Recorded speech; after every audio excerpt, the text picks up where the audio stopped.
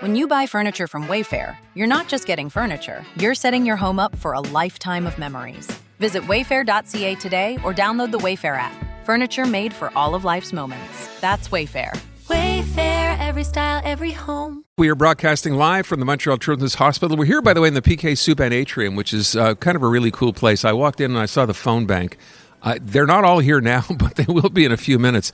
There must be 30 people sitting here on the floor who will be taking your phone calls, by the way, taking your pledges through the course of the afternoon. We're going to be here till 7 o'clock. So even if you can't do it now, take the number down when you do have a chance. Give us a call. Make that pledge, and I'm going to tell you why. Well, I'm not, but our next guest will tell you why you should be making that call today. Dr. Lucie Opatrny is President and Executive Director of the MUHC. She is here with me right now. Thank you for being here today. Thank you so much for being here with us. Yeah, we've spoken before on a variety of occasions, but today specifically, and I said this off the top of the show today, part of why we do this and have been doing it for so many years, I think is because people don't realize just how important donations are. We'd like to think we live in a perfect world and the government just writes a check and gives the children as much money as it needs for everything. That's simply not the case. It's absolutely true that donors make such a huge difference in what it's that we're able to do. And for sure, the government gives us a lot of money to do that, which we need to do as a specialized care hospital. But we really want to go above and beyond in terms of innovative care, specialized care, and that's really what the donors help us do. Talk a little bit about that. It's another thing I always point out. You know, when someone is here and they bring their child in, it's typically a very stressful time for a parent, for the child. But beyond that treatment, so much more goes on here. There's so many specialized programs here that people might not know about that we need to fund as well. So there are many, so maybe I can choose one to talk about today, and that's the McGill Center for Fetal Diagnosis and Treatment. And that's an area where you have 15 different kind of specialists that come together to see and treat even babies that haven't been born yet for specialized care, and to try to see how to integrate that to all concentrate on one particular, mom and unborn child is very special and requires a lot of coordination, as you might think. The other thing you'd mentioned to me as well, talk about a program that perhaps people don't know about, your neurodivergent project. What's that about, and who is that helping? So about a third of our patients that come through the door are neurodivergent, and that's a whole spectrum of diagnosis, including, for example, autism, that most people know the term. And those are children that often don't do well with loud noises or the lights or everything that comes with the cacophony of a hospital. And so what we've really done is concentrated to see how can we deliver care in a way that really focuses and is special for them. So, for example, there are times where we can have a virtual reality while they're getting their blood tests done, or if they're having surgery, that they can have a movie being played that they can see that speaks to them, that they've chosen ahead of time. So I'm just talking about some, but there's an entire program that looks at how can this particular child with their particular needs go through diagnosis or treatment in a way that really calms them and that they can go through it well.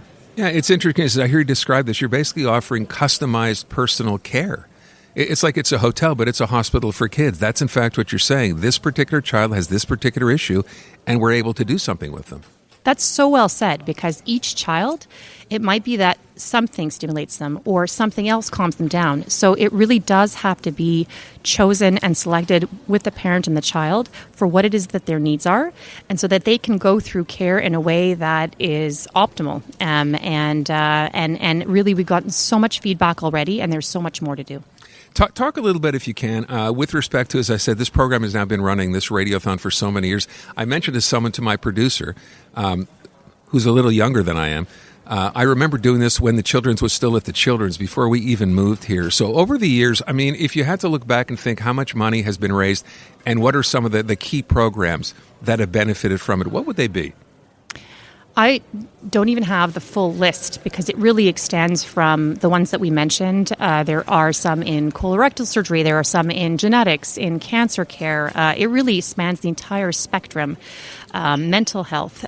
So it really is impossible to not have an area where the donors have been integral in terms of helping us. I will point out one other thing to what people perhaps don't know. When we talk about care, that's one thing. Some of the research that has been carried out here and made possible by these donations over the years is, in fact, world-leading research. Absolutely. For example, in ophthalmology or in genetics, in personalized medicine, there our clinicians and our researchers are, discovering world firsts, and our children are also able to benefit from that research or those medications as world firsts. And so it really is a very special place, given, of course, with a lot of compassion. So I will tell you, just as we wrap up here, I'll let you deliver the message about why it's important for people who are listening to us now to pick up that phone and make that pledge today. I really appreciate, first of all, CJAD coming and doing this. And no donation is too small. Every donation is absolutely key for the donation itself, but also for the link that we make with the donors in terms of our community. And every dollar really is specifically focused to see how can we deliver better care, how can we discover new care.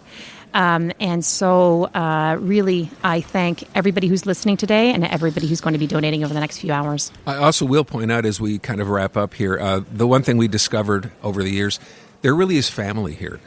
People who come here, who are treated and unfortunately perhaps have to keep coming back for a while, they all say the same thing. After a while, people here, the people who work at the Children's, become their family, which is remarkable.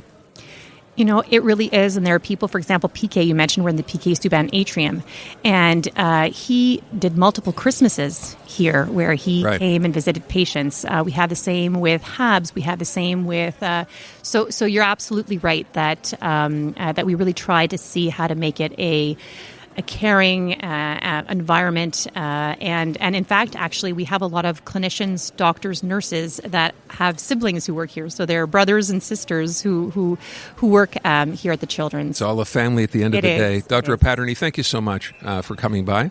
Thank you very much. Keep up the great work. Hey, I'm Ruby Carr, the host of the podcast Encore. Check out our brand new episodes featuring music from the show that everyone is reheating as we speak, Heated Rivalry. Join me as I go behind the songs that brought Shane and Elia together. I'll tell you the stories of Feist, My Moon, My Man, Wolf Parade's I'll Believe in Anything, and Tattoo's All the Things She Said, and how they all became a part of this global phenomenon. Stream Encore on iHeartRadio, Crave, or wherever you get your podcasts.